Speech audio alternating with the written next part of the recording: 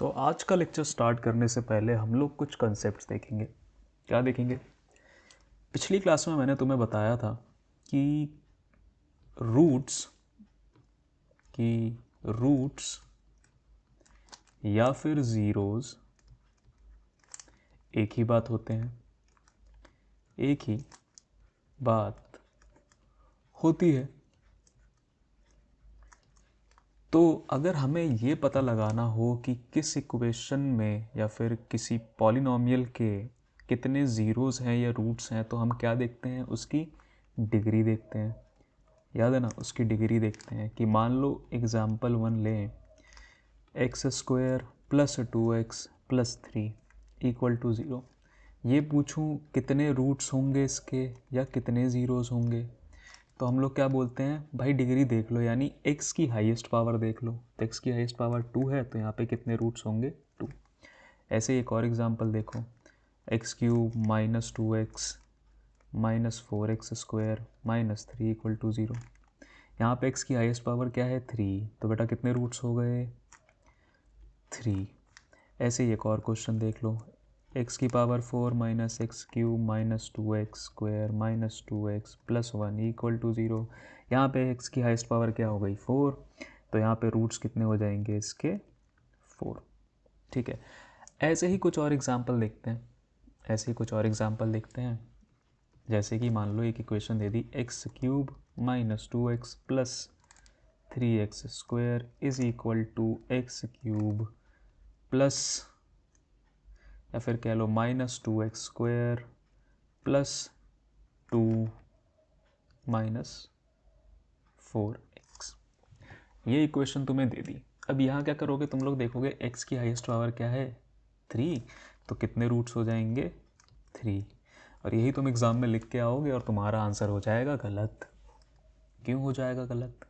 क्योंकि पहली चीज़ हमेशा याद रखना, जब भी क्वेश्चन आए तो इसे इज़ इक्वल टू 0 हमेशा बनाने की कोशिश करना। यानी कि सब कुछ, क्या बोला? सब कुछ या तो LHS में ले जाओ या फिर RHS में ले जाओ, पर कोशिश करो हमेशा सब कुछ LHS में ले आओ और RHS में बना दो, RHS को बराबर कर दो 0 के। क्या बोला? सब कुछ LHS में ले आओ और RHS को बराबर कर दो 0 के।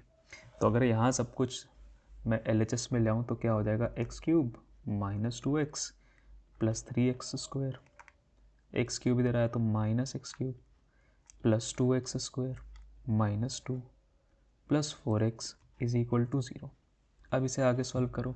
अब भाई इस एक्स क्यूब से ये एक्स क्यूब कट जाएगा, ठीक है। 3x square plus 2x square हो जाएगा 5x square minus 2x plus 4x हो जाएंगे प्लस 2x, और क्या बचा? और कुछ बचा? Minus 2 is equal to 0। अब देखोगे बेटा तो यहाँ पे x की हाईएस्ट पावर क्या है? 2। सॉल्व करने के बाद तो कितने रूट्स होंगे इसके?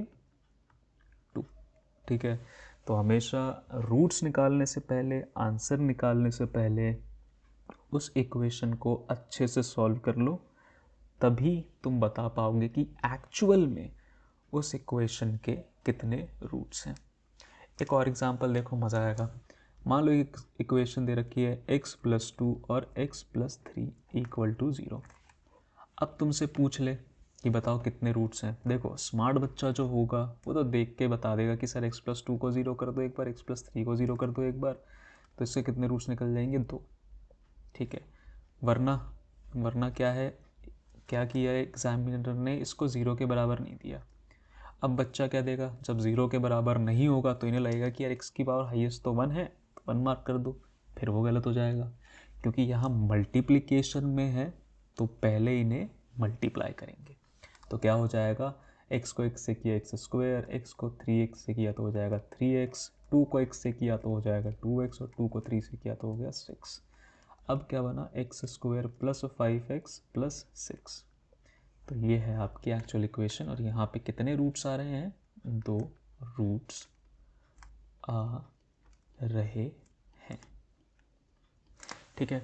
तो आई होप अब तुम लोग कभी नहीं फंसने वाले कि अगर तुमसे डायरेक्टली क्वेश्चन पूछ लिया जाए कि कितने रूट्स हैं एक गिवन इक्वेशन के, तो तुम उसका सही सही आंसर करके आओगे। ठीक है, आगे देखते हैं। आगे क्या पढ़ने वाले हैं हम लोग आज?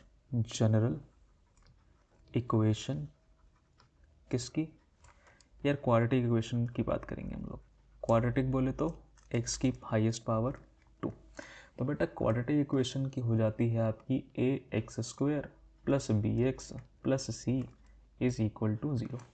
क्या बोला? ax² bx प्लस c, जहाँ पे बेटा a b c क्या है? कांस्टेंट टर्म्स हैं और x क्या है आपका? Variable term. अच्छा, यहाँ पे ए बी और सी को ना एक चीज़ और बोलते हैं। यहाँ से अब तुम लोग पढ़ोगे किसके बारे में? कोफिशिएंट के बारे में। किसके बारे में? कोफिशिएंट के बारे में। अच्छा, ए क्या है? ए है बेटा, ए x² के साथ लगा है ना, ए x² के साथ लगा है, तो इसे बोलेंगे कोफिशिएंट ऑफ x²। यानी x² के साथ जो भी नंबर लगा होगा उसको हम बोल देंगे कोफिशिएंट ऑफ x। बी को ऐसे ही बोल देंगे कोफिशिएंट ऑफ x, सॉरी मतलब a को बोलेंगे x² का कोफिशिएंट, b हो गया हमारा x के साथ लगाया ना तो x का कोफिशिएंट, और c हो जाएगा बेटा हमारा कांस्टेंट। क्या हो जाएगा? कांस्टेंट। ठीक, क्योंकि ये चेंज नहीं होने वाला तो ये परफेक्टली इसका नाम हम लोग रखेंगे कांस्टेंट। ठीक है, इतना समझ आया? चलो आगे देखते हैं, एक एग्जांपल दिखाता हूँ। एग्जांपल बोले तो 2x² plus 3x plus c। बोलूँगा बताओ ए बी सी क्या है, तो कंपेयर कर लेना ax² plus bx plus c से। यहाँ c की जगह लिख देता हूँ 3 फिर से। तो बेटा a क्या हो गया? x² के साथ क्या है? 2, तो ये हो गया 2। b क्या है? x के साथ जो लगा, x के साथ 3 लगा है तो हो गया 3। c क्या है? कांस्टेंट, तो यहाँ पे c क्या हो गया? 3। एक और देख लो, 2x² माइनस 4x प्लस 1। यहाँ पूछूँ तो फिर से ax² plus bx plus c से कंपेयर कर लो।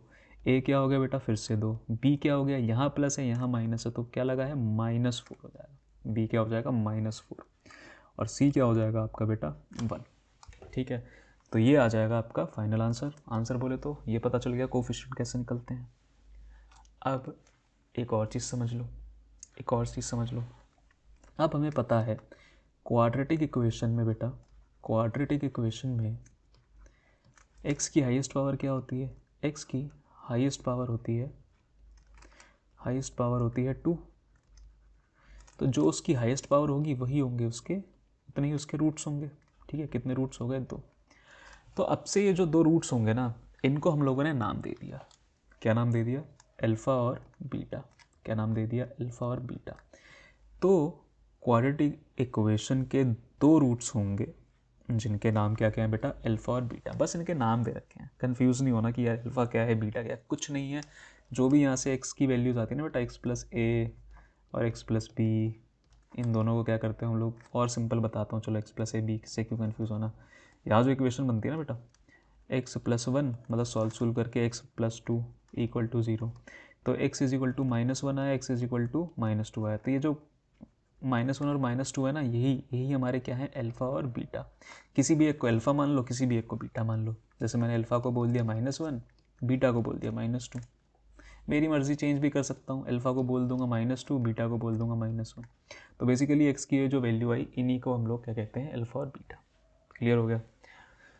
तो अब हम लोग आते हैं सबसे, जो तुम लोग कह सकता हूँ इस चैप्टर में जिनके ऊपर क्वेश्चंस बने हैं और जो एग्ज़ाम में आने वाले हैं, वो हैं क्या? अल्फ़ा एंड बीटा के बीच का रिलेशन। क्या बोला? अल्फ़ा और बीटा के बीच का रिलेशन। तो बेटा एक चीज़ हम लोग बोलते हैं, अल्फ़ा प्लस बीटा किसके बराबर होगा? -b/a। देखा, जो कोफिशिएंट पढ़ा था वो यहाँ पे इस्तेमाल हो रहे हैं, याद है?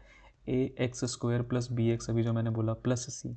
तो यहाँ b क्या है बेटा? Coefficient of x। a क्या है? Coefficient of x²। तो यानी अल्फ़ा और बीटा को जोड़ दो तो वो किसके बराबर है? -b/a। और अल्फ़ा को मल्टीप्लाई कर दो बीटा के साथ तो क्या आ जाएगा? c/a। क्या आ जाएगा? c/a।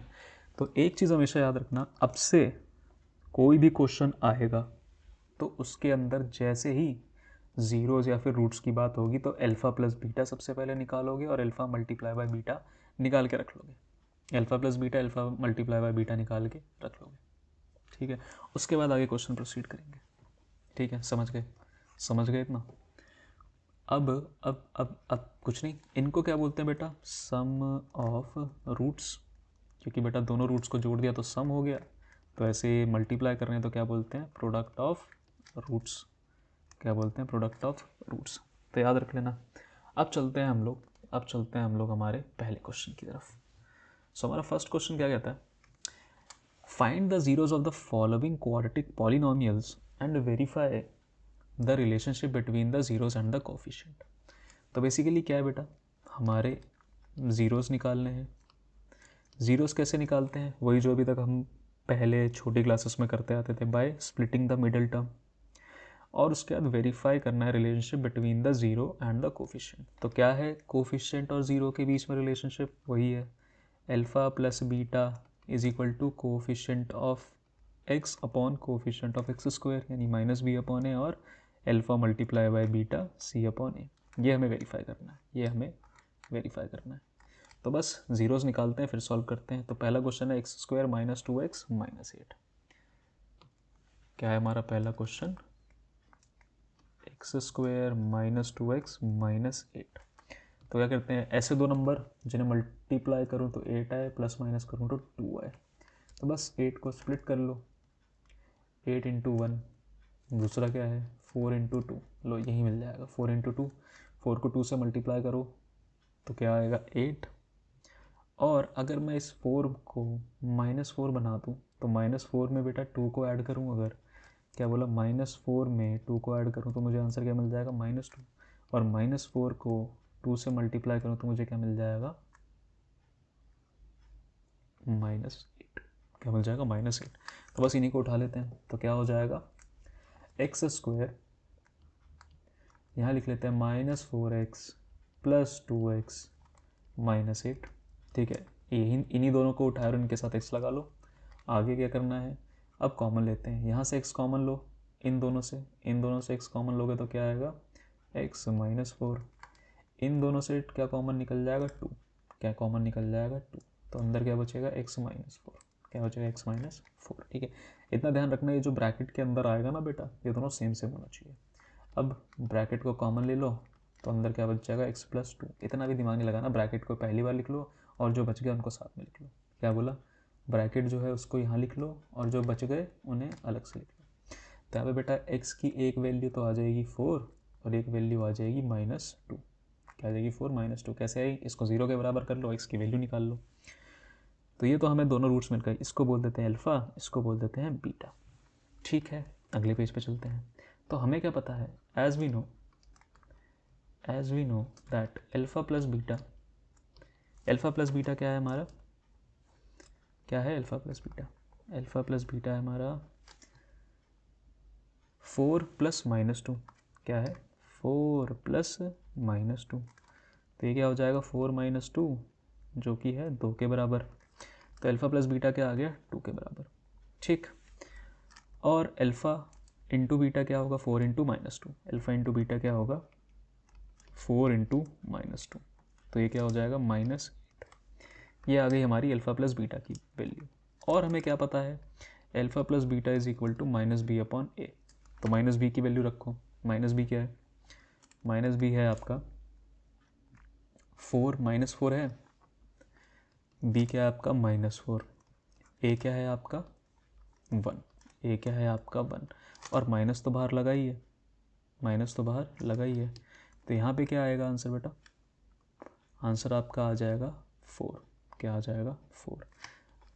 यहाँ पे अल्फ़ा इंटू बीटा देखो, अल्फ़ा इंटू बीटा क्या होगा, अल्फ़ा इंटू बीटा होता है c/a, c क्या है यहाँ पे -8 और ये क्या है 1, तो ये आ जाएगा -8।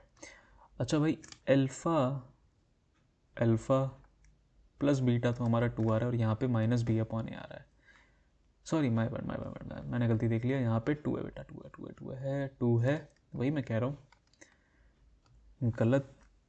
गलत आ जाता तो सीधा लिखते कि hence relationship is not verified, तो यहाँ तो कुछ ना कुछ तो गलती थी, तो यहाँ क्या गलती थी, -4 ले लिया -2 की जगह, तो अब यहाँ पे डालो -2 और बाहर क्या है माइनस, तो ये कट के क्या आ जाएगा 2, यहाँ भी क्या आ रहा है 2, यहाँ क्या आ रहा है -8, यहाँ भी क्या आ रहा है -8, तो hence relationship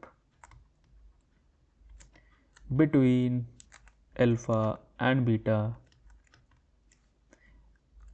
is alpha and beta and coefficient, basically coefficient की स्पेलिंग गलत हो गई है, मुझे पता है, जाने दो, coefficient has been proved। ठीक है, तो अभी इस लेक्चर में एक ही क्वेश्चन करते हैं, बाकी क्वेश्चंस अगले लेक्चर में देखेंगे। तो आई होप तुम्हें ये पसंद आया होगा।